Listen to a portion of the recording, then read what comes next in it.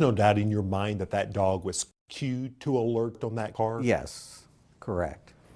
Tonight, News Channel 5 Investigates has uncovered serious questions about the drug dogs that police use to justify searches along Tennessee's interstates. That investigation discovered those dogs may not be as reliable as people think. And as a result, innocent people could end up being treated like common criminals.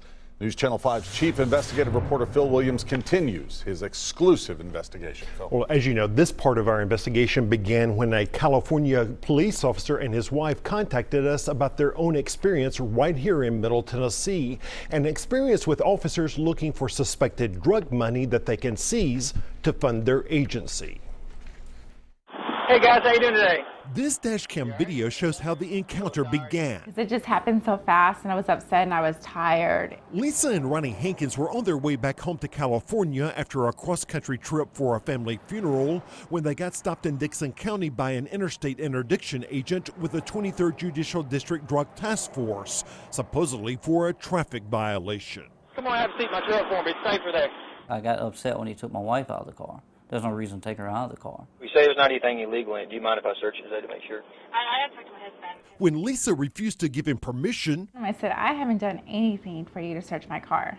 and that was not the answer he wanted to hear. Nope, I can tell he was getting upset with me. You run your dog. Agents brought out a drug dog. Within seconds, the dog sat on the driver's side. That's how it's supposed to show it's picked up the smell of drugs. We ran a dog and the dog's alerted on the vehicle, so we're going to be searching it, okay? The couple no longer had a choice. He already made up his mind what he was going to do. As a federal police officer with the U.S. Marine Corps, Ronnie Hankins immediately had his suspicions. 100%, there's no doubt in my mind.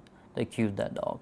There's no doubt in your mind that that dog was cued to alert on that car? Yes, correct. We showed the video to Auburn veterinarian Professor Lawrence Myers. He's a nationally recognized expert on how detection dogs work. The first thing he noticed, there's no microphone on the handler, raising all sorts of questions. Is the handler giving any audible cues to the dog, or just simply saying sit? So in this case, we don't hear what he's saying to the dog. Correct, not a clue. Myers also noticed that the officer keeps his hands to himself on the passenger side, but as he rounds the car, that suddenly changes. The officer pointed at the spot where the dog eventually sat before the dog sat.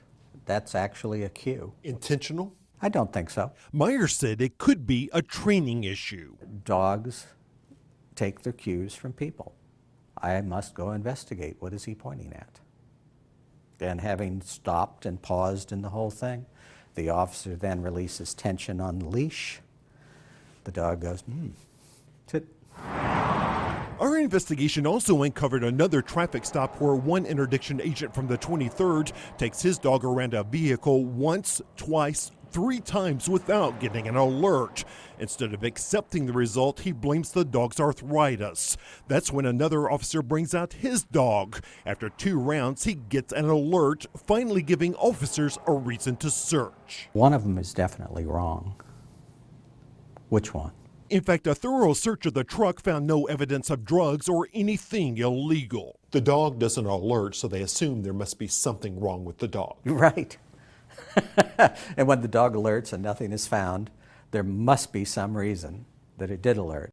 A few years back, researchers from the University of California, Davis set up a test inside a church, supposedly to see how well drug and explosive detection teams could find contraband that had been hidden inside. The dogs hit 225 times, but there was a catch. There were no drugs or explosives anywhere, suggesting the dogs can sometimes react to what they sense from their handlers instead of what they actually smell.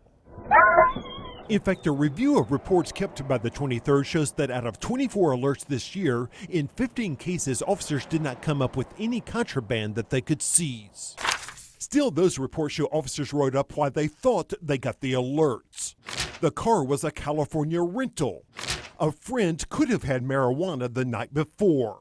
Or officers spotted what looked like marijuana shake or residue in the carpet. But that's wishful thinking. The dog could be wrong.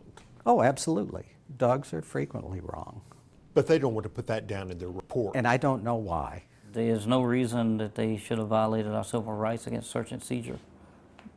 They shouldn't even stopped us. There was no reason to stop us. Winnie Hankins says that as a police officer, he knew his rights, but that still did not protect him from what he believes was an illegal search. If this happened to you, what does that say to you about the constitutional rights of people who pass through this area every day?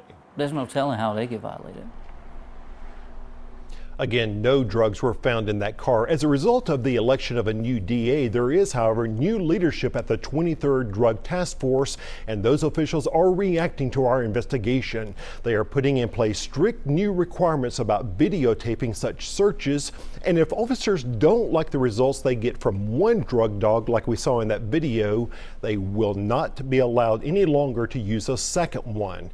And any seizures of cash or property must now be approved by the task force director himself. So why don't we have audio from the dog handler? Well, that's a good question, a question we've been asking. His audio should have been recorded on a camera in his car, but when we asked for that video from that camera, we were told that for whatever reason, it doesn't exist. And the dog hitting, we heard from the experts saying he doesn't think that that was intentional. That's right. Based on what he saw, he thinks it was certainly a training issue. Sure. Okay. All right. Thanks, Phil. Thanks. Well, if you have information on something we should investigate, we want to hear from you. Send us your tips. The email address, investigate@newschannel5.com, or call 615-244-NEWS.